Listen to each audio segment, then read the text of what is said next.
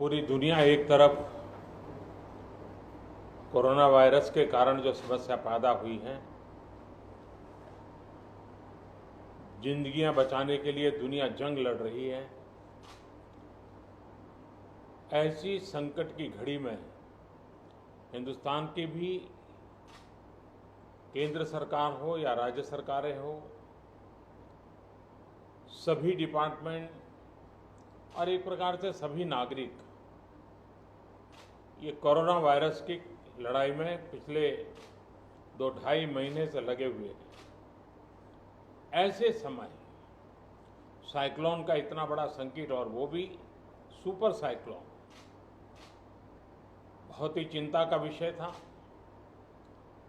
बंगाल जाते जाते वो उड़ीसा को भी कितना नुकसान कर पाएगा, ये हमेशा चिंता का विषय बना रहा। लेकिन जिस प्रकार से यहाँ पर व्यवस्थाएं इंस्टीट्यूशनलाइज हुई हैं, गांव तक नागरिकों को क्या करना है ऐसे संकट के समय, इसकी भली भांति जानकारी होने के कारण यहाँ जीवन बचाने में बहुत बड़ी सफलता मिली है। और इसके लिए उड़ीसा के नागरिक, उड़ीसा का प्रशासन और उड़ीसा के मुख्यमंत्री श्रीमान नवीन बाबू, उनकी पूरी टीम अभिनंदन के अधिकारी हैं। लेकिन जब इतनी बड़ी प्राकृतिक आपदा आती है तब संपत्ति का नुकसान तो होता ही है।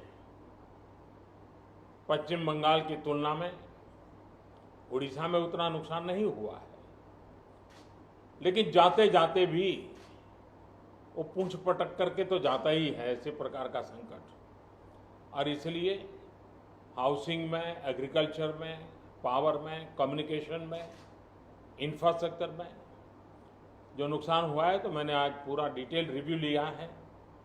राज्य सरकार ने भी विस्तार से मेरे सामने सारी बातें रखी हैं।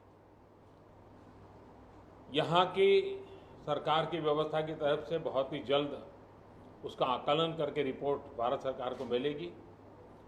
भारत सरकार की टीम भी तत्काल यहाँ पहुँचेगी और पूरी परिस्थिति का रिव्यू कर करके लंबे समय के लिए रिलीफ हो, रिस्टोर करने की बात हो, रिहेबिलिटेशन की बात हो, इन सारी चीज़ों को प्राथमिकता देते हुए काम आगे बढ़ाया जाएगा। लेकिन तत्काल आवश्यकता को ध्यान में रखते हुए भारत सरकार की तरफ से 500 करोड़ रुपया एडवांस व्यवस्था के रूप में देने का हमने निर्णय किया है। और बाकी आवश्यकताएं एक बार कंप्लीट सर्वे होने के बाद, रिहेबिलिटेशन की पूरी योजना बनने के बाद, भारत सरकार भी कंधे से कंधा मिला करके ओडिशा के विकास की यात्रा में और इस संकट की घड़ी से बाहर निकलने के काम में पूरी तरह मदद करेगा। बहुत बहुत धन्यवाद।